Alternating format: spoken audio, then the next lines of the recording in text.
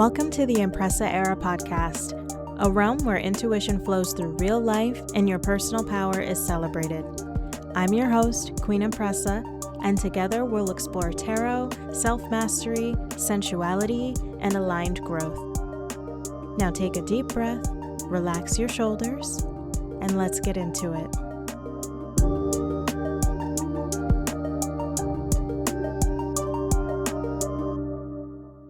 Welcome back to the space where the tea is steeped with intention and the cards always have something to say. I'm Queen Empressa, your intuitive guide, spiritual homegirl, and your reminder that magic has never been outside of you. It has always lived in your hands, in your choices, and yes, even in your timing. So today's episode is a very special one. I'm so excited if you couldn't tell. I want to start off with talking about my upcoming tarot and tea gathering, why I felt called to offer it right now, and why the energy surrounding us is honestly too aligned to ignore. We are on the edge of Mercury Retrograde, beginning this Thursday, February 26th in Pisces, and ending on March 20th. So instead of running from it like the internet loves to tell us to do, we're going to sit down with it, pour a cuppa, and understand it like the ancient astrologers once did. Because Mercury retrograde was meant to be observed, honored, and utilized. So let me start with the heart behind tarot and tea. Tarot and tea was created for an intentional pause. This is a return to sacred gathering. Before spirituality became super aesthetic and before healing became a buzzword, communities gathered around warmth. They gathered around herbs, sharing their experiences, reflecting on those, and listening to others. And tea has always been medicine. No matter where you go and any place in the world, it has always been medicine. And tarot has always been about conversation. So together, they create this ritual of slowing down enough to hear yourself again and to listen. So I chose to offer this event now because the days leading into Mercury retrograde carry something like a thinning energy. The pace of the world begins to glitch, soften, and unravel at times. So you might notice during Mercury retrograde, people reschedule quite a bit. Technology starts acting all the way up. Emotions start surfacing out of nowhere. If your exes come back during this time, I promise you they're not supposed to stay. They're not supposed to stay back, okay? Memories are much louder than usual. Dreams are much more vivid. And that's not a coincidence, okay? That is an invitation. And it's Mercury asking us to revisit what we rushed past. And that is exactly what my Tarot and Tea event is designed to hold space for. We're going to be reflecting, right? We're going to be setting our intentions and listening thoroughly to ourselves. So, like I said, my Tarot and Tea event is Sunday, June 7th, 2026. If you are interested, there is a link at my bio, www.queenempressa.com. Go ahead and head over there. The tickets will be on sale on Thursday, the 26th. Now, let's talk about the actual history of Mercury itself, because if we're going to make Mercury retrograde our bitch, we need to understand Mercury, okay? So Mercury has honestly been observed longer than almost any other planet. There is a bunch of history about ancient civilizations that tracked it because of how quickly it moved across the sky. So, just for some educational tidbits here, the Babylonians recorded Mercury's motion as early as the first millennium. They associated it with the god of wisdom, writing, and divine messaging. So already we're seeing that link between Mercury and communication. Then the ancient Egyptians connected Mercury with Thoth, the scribe of the gods, the keeper of knowledge and the measurer of time, the one who recorded truth and maintained cosmic order. So it was not chaotic, it was very precise, intentional, and almost like a bridge between worlds. The Greeks later aligned Mercury's with the messenger god, who could travel between Olympus, Earth, and the underworld. So Hermes ruled language, trade, crossroads, and interpretation. He was clever, quick, and very deeply connected to liminal space. So it wasn't just the movement, it was the movement between states of being. So you see how everything is tying together here? Yeah, it's amazing. And the Romans carried this forward here, It named the planet Mercury, so they associated it with merchants, travelers, translators, and those who navigated exchange. So, across every one of these cultures, you can see that Mercury governed connection, information, and translation between the realms. So, what does retrograde actually mean? Mercury's not actually moving backwards, right? So, planets don't suddenly change their direction in space. Retrograde is actually an optical illusion. Mercury will orbit the sun in about 88 days or so. So it's much faster than Earth's journey, as we know, is 365 days. So several times a year, Mercury overtakes Earth in that orbit. And from our perspective here, it looks like it slows down. It could look like it's stopping and also looks like it's reversing across the sky. It's really weird, okay? It's strange. That's all I have for it. I know the ancient astronomers who had looked at it noticed the behavior and a planet, and they thought that it was weird, like a planet being associated with communication. Like, why is it retracing its steps if it's supposed to be the all knowing of communication, right? Like, why is it revisiting the same degrees of the zodiac? Why is it walking back over cosmic ground it's already crossed? But to the ancient astronomers, this was super symbolic. This was like a celestial messenger returning to clarify the message. They're not going over it again, but they're like, hey, okay, you missed a couple of things back here, and we're here to remind you of what this is. So these retrograde periods of time became associated with review and divine reconsideration. It's the best time to reread the scroll before you seal it. So in astrology, Mercury rules quite a bit. It rules the mind, speech, learning patterns, perception, travel, agreements, and the way we interpret reality. So when it enters retrograde, those external expressions turn inward. So the energy that normally flows outward begins cycling internally. So this is why we start to feel things slow down. You're not supposed to be pushing forward at full speed like society always tells us we're supposed to be doing. You're meant to notice what you missed while you were too busy moving forward. So now, let's get to the juicy part. How do we actually work with this energy instead of blaming it for everything, right? So instead of playing the woe is me card right now, like I said before, we're going to make Mercury retrograde our bitch because it is our time. Okay, it is our time. So, historically, retrograde periods were used for revision rituals. The astrologer priests would revisit their predictions and see how things went. They would double check their calculations and perform offerings for clarity. Contracts were reviewed during this time frame. Students returned to earlier lessons. This is a time for maintenance for the soul and for society. In a lot of magical traditions, retrograde energy is so good for any working that involves uncovering, releasing, reconnecting, or rewriting. This is not necessarily the time to force brand new structures into existence. This is the time to cleanse what is already yours so it can function properly. Now, I know I just said that and you're like, Empressa, girl, you're literally releasing an event on the start of Mercury retrograde. So why are you contradicting yourself? And let me stop you right there. This idea and this event has already been created for some time. So now I'm just letting the public know about it. So it's not necessarily anything new that is on the books here. This has been in the making for months, and I'm very excited to share it on the same day that Bridgerton releases the last few episodes of this season. So you're welcome. Now, moving on.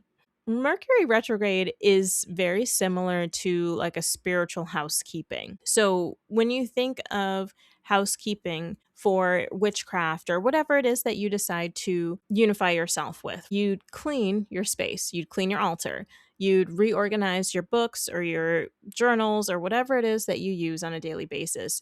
And when you're reorganizing, you're also looking through those and making sure that they still align with you. You're looking back on the old conversations you had in your journal and saying, how have I grown? Is there something that I keep repeating? Am I repeating old conversations? Am I repeating old relationships, old patterns, old fears and habits? Those are the things that we want to look at during Mercury retrograde and figure out a way to move past them. Okay, so here are some ways to intentionally work with this cycle. This is how we're going to make it our bitch. The first thing I want you to do is to start with reflection divination. So, if you have tarot cards, I want you to pull a tarot card. You can pull a couple if you'd like, but pull a card, one card at least, not to predict what is coming, but to ask what is asking to be understood. Like a question like, what lesson is repeating for me? Where am I being asked to listen more deeply?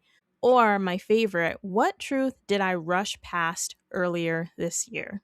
That's one of my favorite ways to engage with this retrograde and to make sure that I'm moving along through it smoothly. Also, I recommend engaging in ancestral communication. Since Mercury governs the messages between realms, these periods are so powerful and important for connecting with your lineage, connecting with your spirit guides, and doing this through prayer, if you'd like, through journaling, or through quiet offerings on their altar.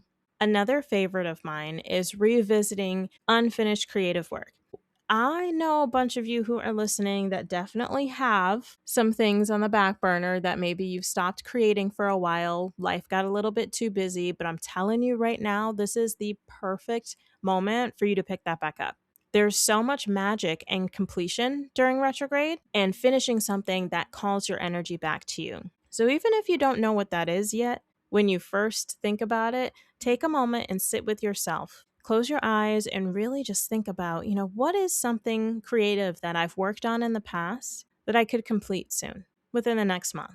I also recommend performing some cord review rituals, right? So rather than cutting the cord, you can ask with the candles, same thing, whether the tie holds wisdom before releasing it. Because if you cut a cord of energy too quickly, you may not understand the full lesson behind it. So it may be helpful for you to remove yourself from that person or from that specific instance, but is the wisdom going to be truly absorbed before you do that? Very important to remember. Before you touch anything, though, I want you to cleanse every tool that you have. I want you to cleanse your phone, your laptop, your tarot decks, even, your notebooks, your journals, all of that. Cleanse it, cleanse it, cleanse it. I recommend a smoke cleanse because it's very visual. You can see it happening, you can feel it happening. Speak clarity into your tools and reread those spiritual texts that you've had. I know you have plenty of books over there in that bookshelf about spirituality and learning more about yourself and how you may connect with them. And if you don't, I highly recommend starting. And that could be another podcast episode that we do where I go through my books here and tell you what my recommendations are, because I have quite a few. But absolutely revisit those teachings because the mind integrates differently during retrograde. It's processing everything instead of just collecting it, right? So you're actually going to absorb all of that information a bit better. Now, like I mentioned before, tea rituals are very potent here, which is another reason why I wanted to invite you to tarot and tea during this time. So, brewing tea is such an act of patience in a lot of traditions. You are not supposed to rush the steeping of tea. You have to wait for it to be perfectly infused. Mercury retrograde energy embodied. So, if you do like to drink tea, I love tea personally, but choose some herbs that are aligned with clarity and remembrance. So, things like rosemary, sage, lemon balm, and mint are just a few of the really good ones that work this time of the year. So, drink it slowly while you're journaling. Allow the thoughts to surface without forcing those answers when you're using your communication tools.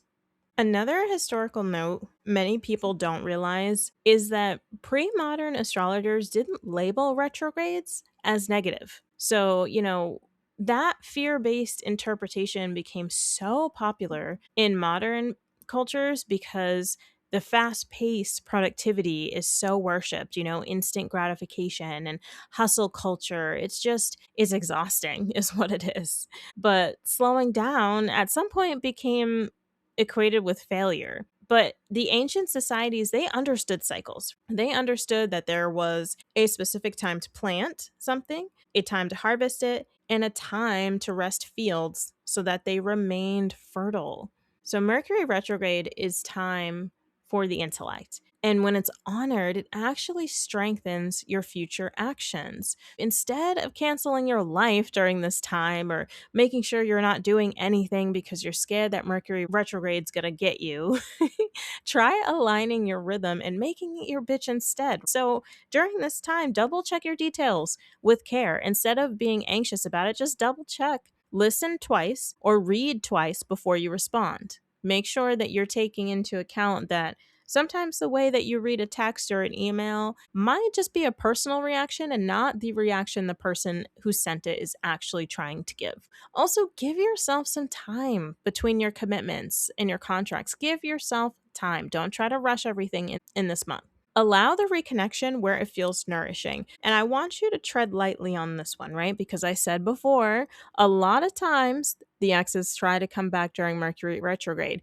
But I want you to understand it's because the emotions are a bit heightened during this time. Doesn't mean that they should be aligned, does not mean that. However, tread carefully and allow that reconnection where it feels nourishing. If it feels like it's going to be the same thing as last time, just block them, all right? Don't even let them. Don't even. And my last piece of advice is to let the insight come to you rather than chasing it. Ultimately, this is why tarot and tea is about presence. During this event, we'll gather, we'll sip some tea, we'll allow conversation to unfold naturally, and remember that spirituality does not need to be loud, it does not need to be expensive to be powerful. It can be as simple as sitting together and asking what wants to be understood. Mercury retrograde invites us to become translators between our past self and our present self. And that to me is so beautifully important. And I think there's more to it as well. If you are born in a Mercury retrograde, there's a lot more we could probably go into, but I am not currently an astrology expert. But I learn as the days go by. I love to learn. As we move into this cycle, I want to invite you to slow down your speech and deepen your listening and treat every delay as a doorway rather than an obstacle. You know how we're always just so on the go, trying to get to work, trying to drop the kids off at daycare, trying to do X, Y, and Z, that we get very flustered with delays, like school buses in front of us or people driving slowly. And I've learned to realize that those are actually blessings in disguise. And more times than not, I have noticed that accidents happen ahead because someone is slowing me down. I'm the person that should have been up there, but I was not because I was calm and patient with the person driving in front of me. It's so insane when you start to look at the synchronicities of things and realize that nothing is a coincidence in this life. It really is not. Everything happens for a damn reason, even if we don't see it at first or understand it. If you want to come sit with me and have some tea, if you feel called to, please do. I would love to have you at my event on Sunday, June 7th at 12 p.m. at the Silver Fountain Inn in Dover, New Hampshire. The message of Mercury retrograde is just simply asking you to hear it fully this time. So don't hold back with your questions, with your divination tools. Be mindful, ask the hard questions, do the shadow work, and I promise you, you will end up in a better space the following day. So, my last reminder here, because I am working on plugging myself, okay? I'm working on this. Tickets will go on sale this Thursday, June 26th, for my Tarot and Tea event on Sunday, June 7th, 2026, at the Silver Fountain Inn and Tea Parlor in Dover, New Hampshire. There are a limited amount of tickets available. So once it goes on sale, grab one while you can, honey, okay? They will go on sale at 10 a.m. Eastern Standard Time on Thursday. You don't want to miss it. And I'm so excited to see each and every one of you. I have some really fun stuff planned. And also, with your ticket, you will get a 10-minute pre recorded reading from yours truly before the event so that you can come in with your feelings and your intentions and maybe some questions of how did this work or how did we get to this place in this reading. Come with your questions and come with your curiosities, and we'll have a really good Regency style tarot and tea party. But until next time, stay grounded, stay open, and remember that reflection is also movement. Bye, lovelies.